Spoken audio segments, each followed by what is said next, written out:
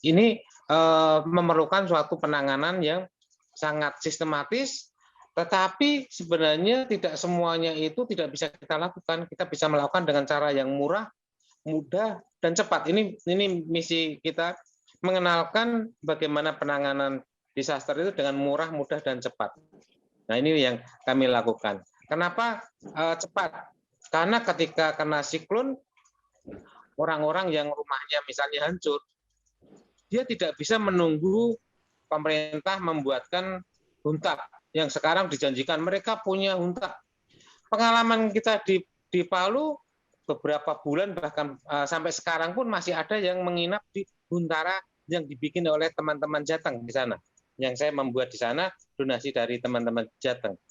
Allahu Akbar, Allahu Akbar, Allahu Akbar. La ilaha illallah, Allahu Akbar. Allahu Akbar, walillahil hamd.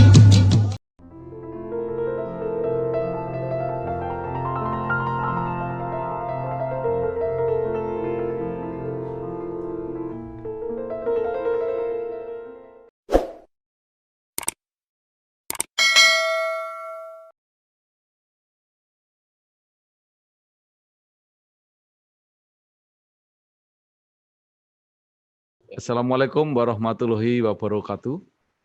Bersama kami, saya Bambang Sadono dan juga ditemani Mas Bayu Wardana dari channel Bangsa TV, channel yang selalu ingin mencatat prestasi, mendorong kreasi, dan membangun motivasi.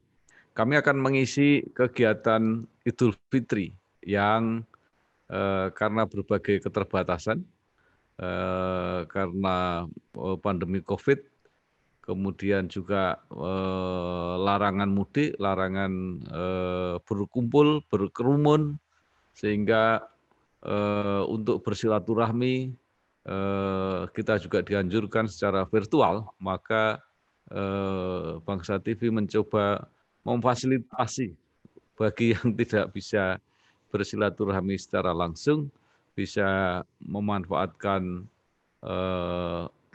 sarana virtual melalui Bangsa TV ini untuk berkomunikasi, bersilaturahmi dengan berbagai kegiatan yang mudah-mudahan bermanfaat. Selanjutnya saya ingin mempersilahkan Pak Bayu untuk mempersilahkan Pak Dr. Budi Laksono yang baru pulang dari NTT. Monggo, silakan Pak. Dokter, ini kalau saya melihat kiprahnya dokter ini kan kemana-mana nih, begitu ada bencana langsung berangkat gitu ya. Dan ini terakhir kemarin ya dari badai Seroja kemarin ya, Typhoon Seroja. Ya, kemarin dokter mungkin bisa diceritakan sedikit apa yang terakhir dilakukan ketika di NTT ya. Jadi badai Seroja NTT ini merupakan siklon tropis yang selama negara kita ini ada baru kali ini terjadi. Dan ini beberapa tahun yang lalu saya pernah melihat di lapangan langsung di Filipina, namanya badai Tacloban Haiyan waktu itu. Dan impact-nya memang betul-betul sangat luas sekali, dan baru kali ini Indonesia mendapatkan kasus seperti itu. Sebenarnya ini tantangan yang membuat saya sempat ragu-ragu, karena pada saat yang sama kita belum lepas dari COVID. Sehingga waktu awal-awal ada badai ini sebenarnya mau ke sana, tapi masih sempat ragu-ragu meskipun kita sudah vaksinasi 2 kali sebagai tenaga kesehatan, tetapi saya sempat ragu-ragu apa ke sana atau tidak dan sebagainya. Itulah yang membuat akhirnya setiap hari diberitakan di koran, di televisi, sehingga terus terang saya nggak bisa menahan rasa iba tangis saya pada saudara-saudara kita. Dan saya tahu sekali apa yang terjadi dalam konteks bencana. Ada 2 bencana yang terjadi. Pertama adalah bencana alamnya itu sendiri. Yang kedua bencana sosial yang pasti akan muncul, bencana kemanusiaan. Dan ini hampir terjadi seluruh Indonesia. Dan sebagai seorang dokter, sebagai seorang Rotarian, dan sebagai seorang dosen juga, saya dosen disaster management di Undip, Pasca Sarjana Undip, saya merasa bahwa ini harus ada sesuatu yang harus saya bawa dari sana, dan harus ada sesuatu yang saya bawa dari sini, dari otak kita ini, dari ilmu-ilmu tentang disaster management kepada decision makers di sana.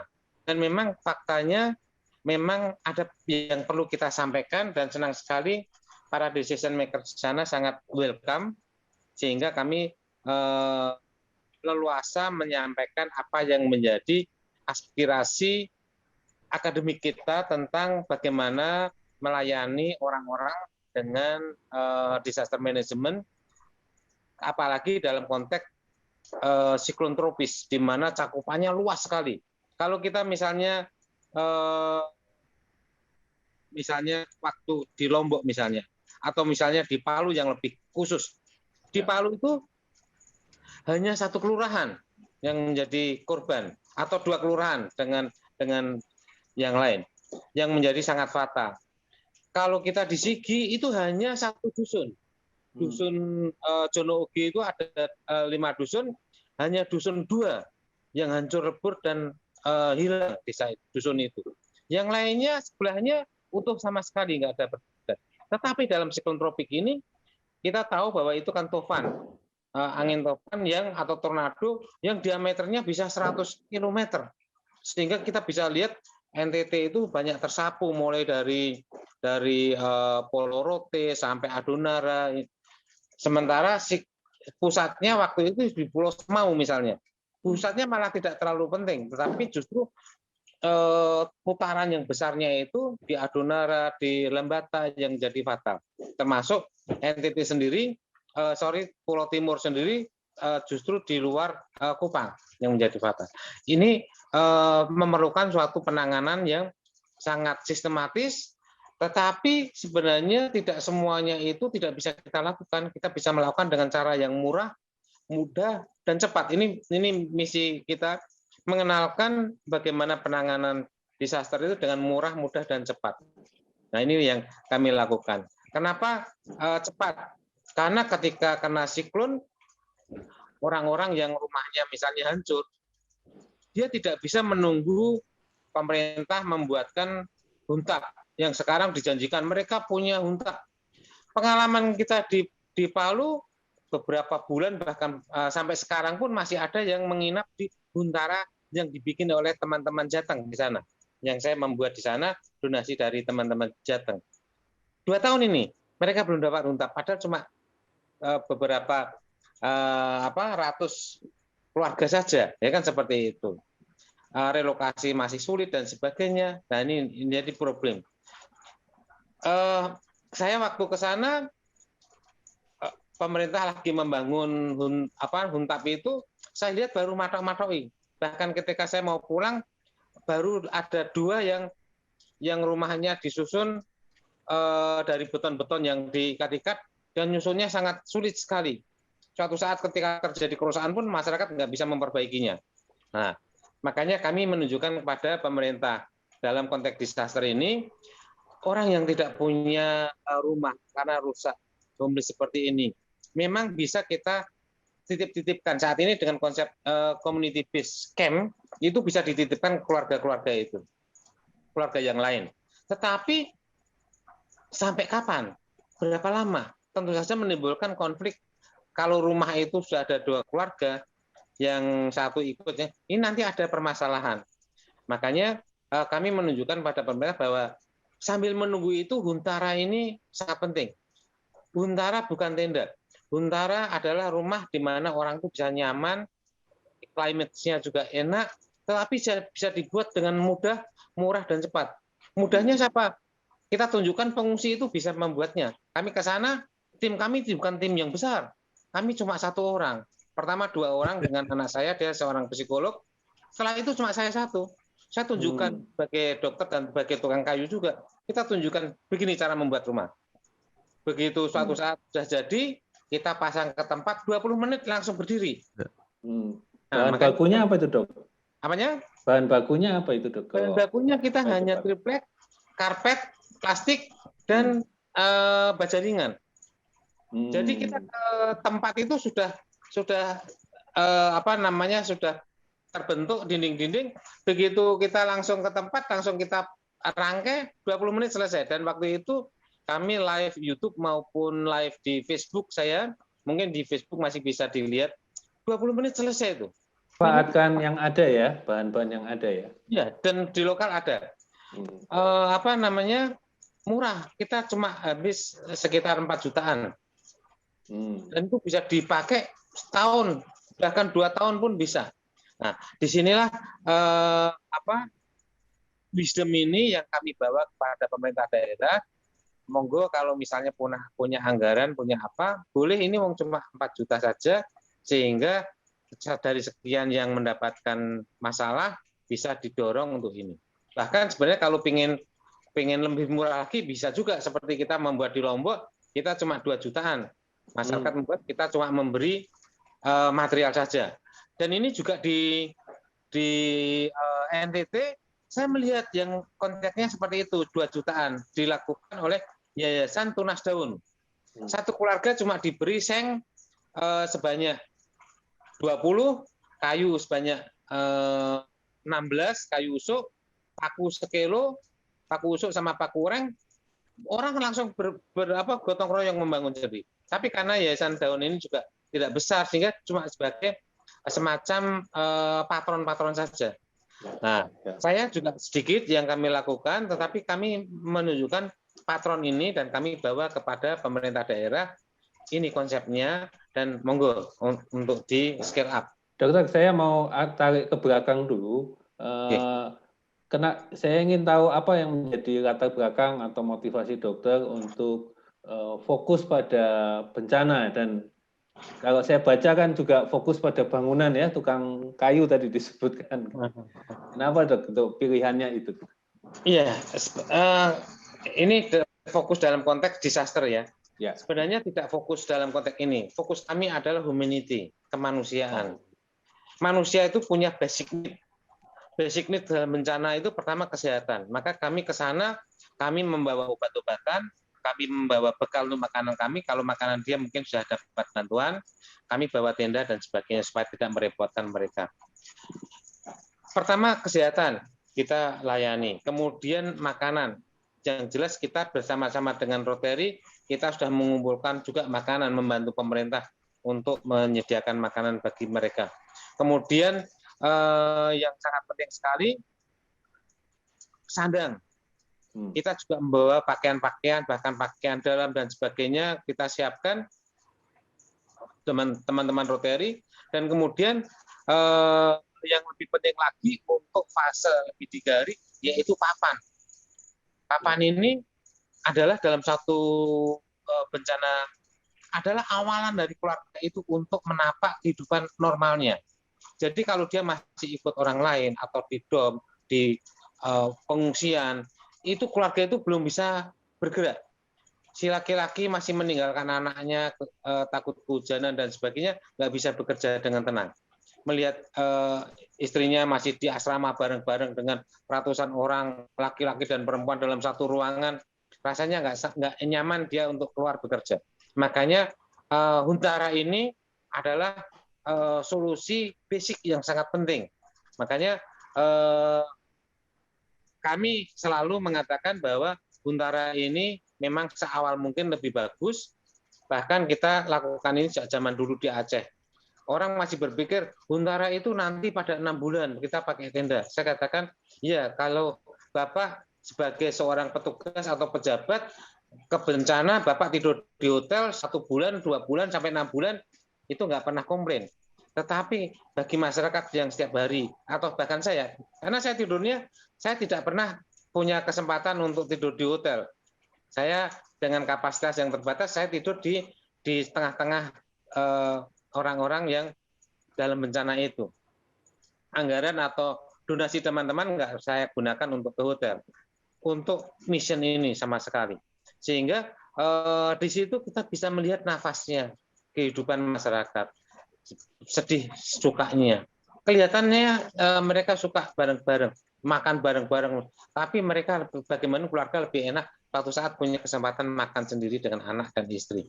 Seperti itulah, ini sesuatu yang harus kita awalkan supaya pembentukan keluarga itu lebih awal terbentuk sehingga proses ekonomi tetap akan terus berjalan seperti itu. Dokter juga, kalau saya lihat juga mengkampanyekan jamban ya dokter ya. Kenapa pilihannya jamban ini, sanitasi ini? Sebenarnya riwayatnya sangat panjang. Sebenarnya di Indonesia ini ada 2 provinsi yang sangat terbelakang dalam konteks sanitasi atau penggunaan jamban. Salah satunya adalah NTT dan Papua. Sejak dulu di Papua dan NTT ini kampanye jamban sangat tidak berhasil. Di NTT kasusnya adalah memang langka air. Di sini air harus di Kupang. Hampir semua rumah mempunyai bak tandon air. Mereka harus membeli air seperti itu. Ya, sehingga menggunakan jamban ini kadang-kadang termasuk kos bagi keluarga. Makanya itu yang menjadi masalah. Oleh karena itu kami mengkampanyekan jamban amfibi. Kebetulan jamban amfibi ini adalah salah satu tesis kami waktu kami sekolah di Australia dulu. Jamban amfibi, jamban yang bisa dipakai di daerah kering maupun basah. Artinya dengan menggunakan air maupun tidak menggunakan air. Orang NTT sudah biasa tidak menggunakan air kalau buang air. Mereka, maaf ya, kalau kering dia bisa menggunakan daun atau kalau sekarang tisu, atau zaman dulu biasa menggunakan batu. Batu untuk membersihkan ini. Makanya kami mempunyai jamban yang kami promosikan kepada masyarakat dan pada pemerintah.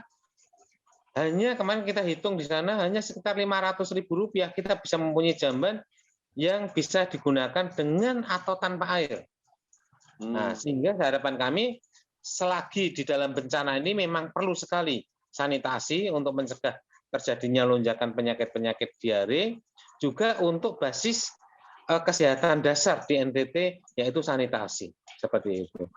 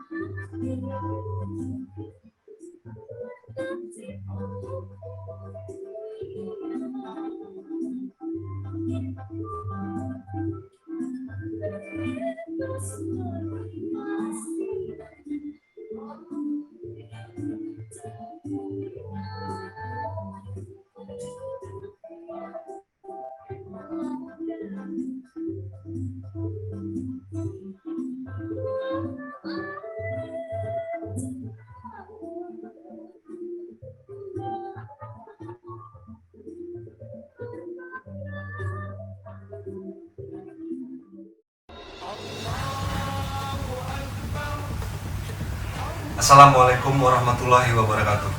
Saya Sugiono, anggota fraksi Gerindra, Dewan Perwakilan Rakyat Republik Indonesia, mengucapkan selamat Hari Raya Idul Fitri 1 Syawal 1442 Hijriah. Mohon maaf lahir dan batin. Assalamualaikum warahmatullahi wabarakatuh.